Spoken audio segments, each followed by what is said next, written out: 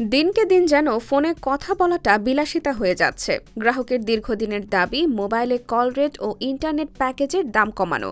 তবে সরকার মুঠোফোন গ্রাহকদের সেবার ওপর অতিরিক্ত সম্পূরক কর আরোপ করতে যাচ্ছে। শিগগিরই এ নিয়ে জারি করা হতে পারে নতুন প্রজ্ঞাপন। এনবিআর সূত্রে জানা গেছে, বর্তমানে মোবাইল ফোন সেবায় সম্পূরক শুল্ক 20%। সে অনুযায়ী বর্তমানে মোবাইলে 100 টাকা রিচার্জ করলে গ্রাহকদেরকে সম্পূরক শুল্ক, ভ্যাট ও সারচার্জ দিতে হয় 28 টাকা 10 পয়সা।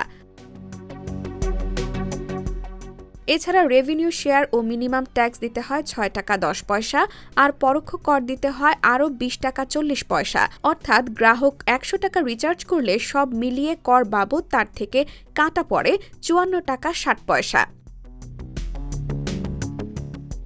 অন্তর্বর্তী সরকার সম্পূরক শুল্ক আরও 3% বাড়ালে কর দিতে হবে 56.3 টাকা। মোবাইল ফোন সেবায় সম্পূরক শুল্ক বাড়ানোর সিদ্ধান্তে সম্প্রতি উদ্বেগ প্রকাশ করেছেন বাংলাদেশ মুঠোফোন গ্রাহক অ্যাসোসিয়েশন। ইন্টারনেট পরিষেবায় বিশ্বের অন্যান্য দেশের তুলনায় বাংলাদেশ তলানিতে আছে জানিয়ে বিশেষজ্ঞরা বলছেন, পরিষেবায় তলানিতে থাকলেও ভ্যাটের ক্ষেত্রে বিশ্বের সর্বোচ্চ স্থানে।